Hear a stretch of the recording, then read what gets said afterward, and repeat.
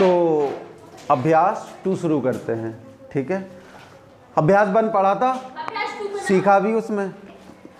अभ्यास 1 पढ़ा था, उसमें बहुत कुछ सीखा, बहुत कुछ नहीं भी सीखा। अपन लोग अभ्यास 2 में अभ्यास 1 का क्या क्या प्रयोग करने वाले हैं। तो हम सिर्फ 2 ही बात प्रयोग करने वाले हैं, परमेय संख्या और अपरमेय संख्या। और यदि आपने अभ्यास 1 कंप्लीट नहीं की है तो बस इतना आना चाहिए कि परमेय संख्या क्या है, अपरमेय संख्या क्या है, बन गया काम। ठीक है, तो अभ्यास 2 का नाम है बहुपद, और बहुपद को अंग्रेजी में कहते हैं पॉलिनोमियल्स। ठीक है, जिसको अंग्रेजी नहीं समझ में आई जाने दो, हम तुम्हारा काट दे हैं। हमने पहले ही पूछ लो तो मालकिन से क्लास की कि भैया, हमने पहले ही पूछ लो तो कशिश खड़ी हो, हमने कशिश से कहा था बहुपद पॉलिनोमियल्स सीखते हैं। पॉलिनोमियल्स क्या है, क्लास 9th में भी एक टॉपिक था बहुपद नाम से, और उसमें क्या करते थे, भाग दिया करते थे, याद है क्या? कुछ बीजगणितीय मान हुआ करते थे और उसमें भाग दिया करते थे, भागफल निकालते थे, शेषफल निकालते थे। तो बहुपद क्या होता है, बहुपद तो 9th में अपन लोगों ने पढ़ा था कि कोई बीजगणितीय समीकरण दिया रहेगा, कोई बीजगणितीय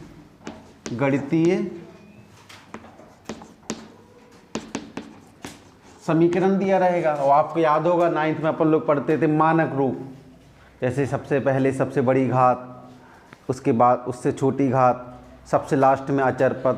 तो सबसे पहले चर पद और अचर पद जान लेते हैं, बिल्कुल बेसिक से, जिसको कुछ नहीं आता उसको भी समझ में आएगा। सबसे पहले चर पद और अचर पद जान लेते हैं।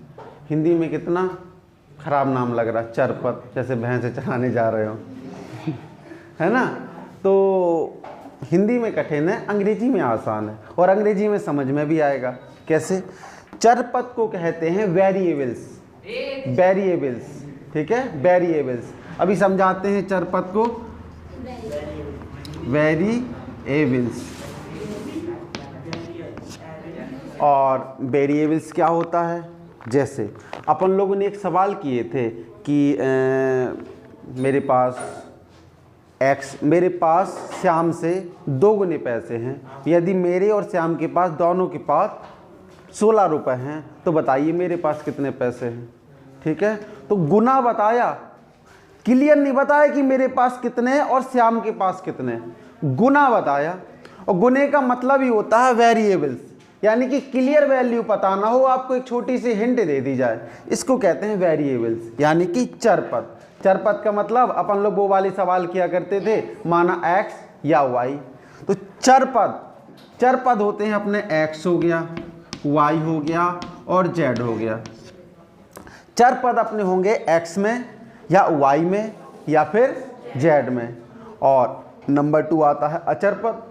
अचर पद को अंग्रेजी में कहते हैं कांस्टेंट।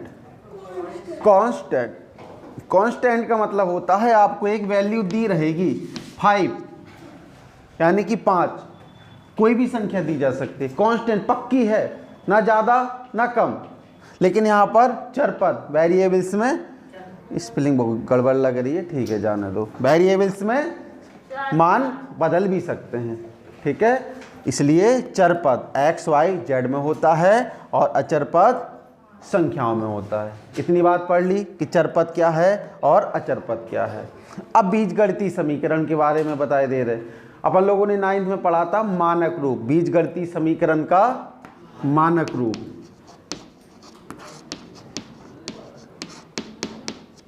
मानक रूप, इसको मिटा ले दे रहे पंगा ना हो जाए।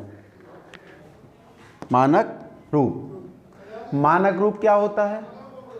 सब, जैसे आपको एक समीकरण दे दिया जाए कि 4x² + 3x³ - 5, और बोला जाए क्या ये मानक रूप है, आप कह देंगे। वैसे आप लोग, कुछ लोग सोचने लगेंगे, कुछ लोग तो क्लियर कह देंगे कि बीजगणितीय समीकरण का मानक रूप नहीं है।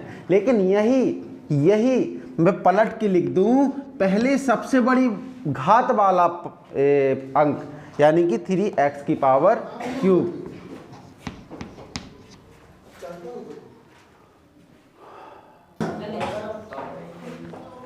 हाँ, मानक रूप, यदि मैं पहले सबसे बड़ी घात को लिख दूं और उसके बाद उससे छोटी घात वाली को लिख दूं और सबसे लास्ट में अचर पद लिख दूं, तब मैं कह सकता हूं कि हमारा बीजगणितीय समीकरण का मानक रूप है।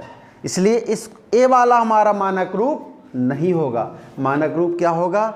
ए वाला, पहले सबसे बड़ी घात और उसके बाद उससे छोटी घात। देखो x की पावर 3 यानी कि सबसे पहले इसको लिख दो, इसके बाद देखो x की पावर 2 यानी कि इसके बाद इसको लिख दो, प्लस 4x²। और उसके बाद सबसे लास्ट में यदि यहाँ कहीं x वाला पद होता तो हम लिख देते यहाँ पर x, लेकिन यहाँ पर x वाला पद नहीं है तो हम यहाँ पर -5, और ये 5 हमारा अचर पद है। यहीं इस 5 के साथ x जोड़ दें, y जोड़ दें, z जोड़ दें तो हम कह देते चर पद है, लेकिन x y z है नहीं है तो हम इसको कहेंगे अचर पद। ठीक है, यहाँ पर हमने लिख दिया -5। ये हो गया हमारा मानक रूप। मानक रूप अपन लोगों ने पढ़ा, बहुपद नहीं पढ़ा। बहुपद को थोड़ा सा बताते हैं। बीजगणितीय समीकरण का मानक रूप पढ़ा, पहले सबसे बड़ी घात, उसके बाद उससे छोटी घात, सबसे लास्ट में अचर पद। मानक रूप पढ़ लिया, चर पद पढ़ लिया। चर क्या कहलाता है? बीजगणितीय मानों के रूप में होगा, यानी कि x के रूप में होगा, y के रूप में होगा, z के रूप में होगा, और अचर पद संख्या होगी 5, 6, 7, 105, 10,036। इतनी बात पढ़ ली। अब पढ़ेंगे अपन लोग बहुपद के बारे में। ठीक है, बहुपद के बारे में। बहुपद क्या कहलाता है? देखो, मैंने लिख दिया 5x की पावर 0। मैंने लिख दिया 5x की पावर 0, और आपसे पूछे क्या ये बहुपद है या नहीं है। तो हमने एक बात सीखी थी अभ्यास 1 में, अब सीखते चलेंगे। जो पहले सीखेंगे उसका काम आगे लेंगे। अपन लोगों ने एक बात सीखी थी, चाहे जितनी बड़ी संख्या हो, चाहे 1 के ऊपर 0 लग जाए या फिर 1 लाख 10 लाख के ऊपर 0 लग जाए, आंसर तो 1 ही आएगा। तो x की पावर 1 यानी कि 5 इंटू 1 तो बराबर में हम कह देंगे 5। यानी कि हमारा ये चर पद है या अचर पद है? अचर पद है।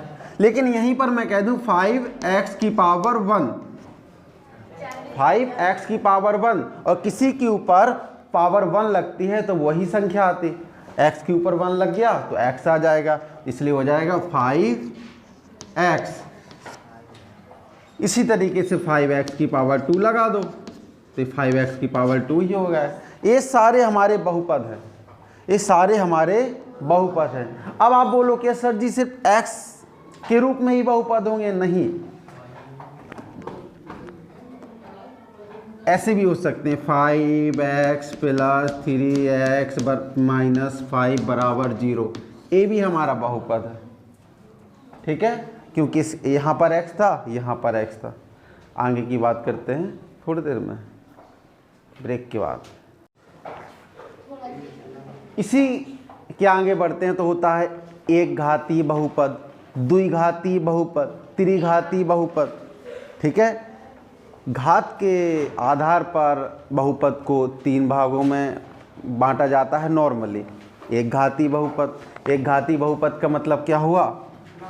याद हो 9th में एक सवाल था, 50 की घात का एक घातीय बहुपद बनाइए, याद है ना?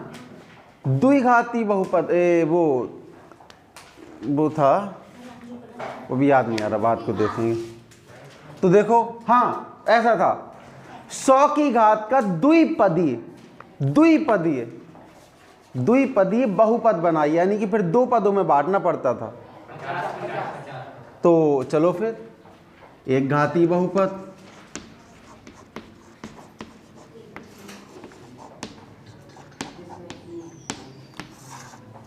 द्विघातीय बहुपद।